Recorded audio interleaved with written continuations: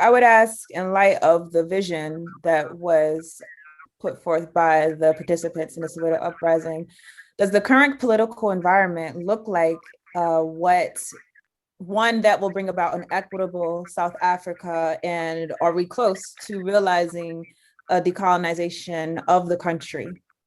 I'll refer to the decolonization of decolonization in South Africa and what we think of it, and also in comparison to other countries. So basically, decolonization in South Africa should look different than other countries because the issues are not the same. The common factor between South Africa and other countries is the persistence of racism and white supremacy. Colonization in South Africa since 1652 entailed conquest in the form of deprivation of sovereign title to territory and epistemicide. Decolonization, therefore, should take the form of restoring sovereign title to territory and cultural self-determination. The restoration of sovereign title to territory to the indigenous people involves the resolution of the national question. Now, the resolution can take three forms. Number one, it can take the form that white settlers are expelled from our land on the basis of Africa for the Africans, like the Garvey movement or Anton Lembede's Africanism. Then secondly, the white settlers, it can take the form that the white settlers remain but are integrated into the culture and the land of the indigenous people. So this is captured by Robert Sebukwe's metaphor in Here's an African Tree, or Steve Biko's Here is a Table.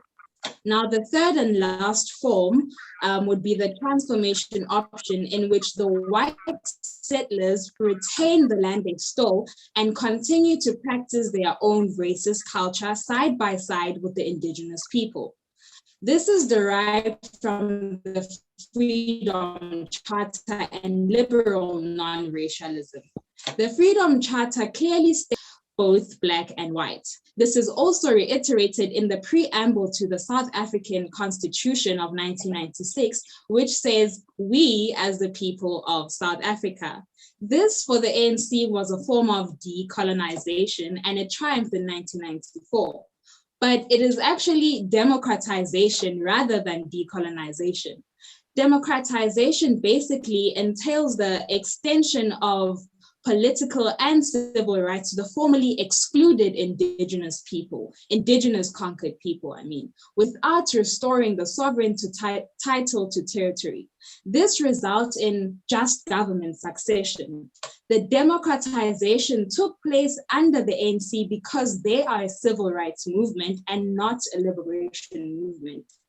Decolonization can only take place within a liberation movement that will result in state succession. The current call for decolonization in post-apartheid South Africa is an extension of the transformation in the name of decolonization. We can refer to it as aesthetic or cosmetic decolonization in the form of renaming things, teaching history, including a few Blacks into white-owned institutions. The call that needs to be made for us is one of total destruction of the white settler world and rebuilding of the Azanian civilization on the basis of African culture. You know, Tierney, you've brought up a very painful question.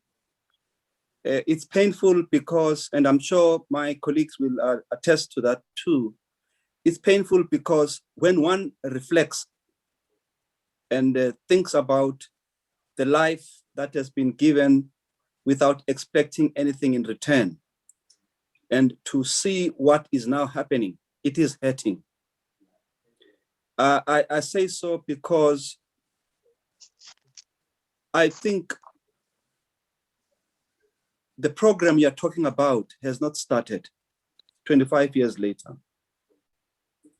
We are seeking to appease people. We are seeking to patch some relationships. We are seeking to do things that will make the world see us in a certain way. It is painful for me, I'll be honest, and I say this without anything. And I think I should premise this by saying all those at least in my generation, who participated in one way or the other in the struggle, did so not because they expected anything in return. They did so because of the love of their country. They did so because of their loyalty to our country and to the continent. I remember very vividly the poem of Ingwapele Madingwane, Africa My Beginning, Africa My Ending. That was our war song. That was our struggle song. We knew what we meant when you say Africa My Beginning, Africa My Ending. But what we have seen since we took over is that, as Frantz Fanon said, those who come into power in a simple replace the system and the people who were driving a system that benefits the same people. If one has regard, for example, on simple things, you take the program of BE, which was meant to be a transformational program. Who has it benefited? Not the people, a few individuals. And and to make it worse, is that they have created a patronage system by legalizing it and by making sure that when they benefit, no one questions it. You are unable to question it because it's legal, it's normal, it's done through the channels of government. Whereas also, if one looks at the main issues that the Black consciousness deals with, the struggle of the mind of an African person. Today, we see the world in the same eyes or lens that was there in the past. Nothing has changed. When I listen to the news today, I still listen through to the news of BBC. I do not have access to what is broadcast in Mozambique. I do not have access to what is broadcast in Zambia, Zimbabwe, Namibia, because why? The same isolationist approach is still taking place, even though no one is forcing us to do that. I see personally our government, if one also looks at the simple issues, everybody knows that our land was taken from us by force. Everybody knows that our land was taken through legislation that was passed intentionally to do that. Now, why is it difficult to do the same using the law and the powers that we have today? Again, it is because we are appeasing those who are calling the tune.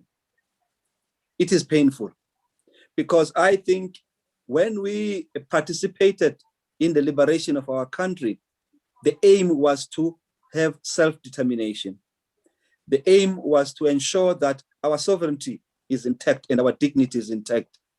As I speak to you today, we are seeing politics that are pitting Africans against Africans. And I think it's intentional because I don't see why can't we put up measures and rules and laws that enable people to engage, to meet, to come and go legally and to do what they want. I don't understand, for example, as I see today, why one would import a hawker from Pakistan to come and trade in the streets and compete with our people who are trying to make a living. I don't understand why, for example, when the time came, we were not given a tax break as people who were treated as if we had wealth that had been amassed over many years. A government which wants to transform has to look at the environment and the situation we find ourselves in.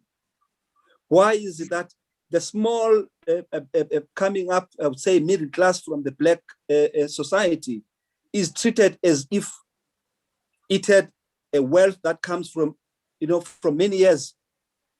I don't understand, for example, why is it that our government does not understand our country and our situation, in the sense that I, as a Black person, when I work, I don't work for myself only. I've got an extended family I've got to feed. I've got people I've got to look after. But I'm taxed as if I'm an individual who's got no other responsibility. I also don't understand why our education, for example, is not meant and aimed at empowering people so that they are able to be independent. I denounce a policy which initially and on the surface looks good, in the sense you say, I want to create a safety net for people, but then that becomes the solution. What kind of a safety net do you have where government spend more money than it creates? Because I think if one has a social program, you must have a social program that has got a resource that is able to sustain itself, that is able to have a cake that is going to be shared by many people.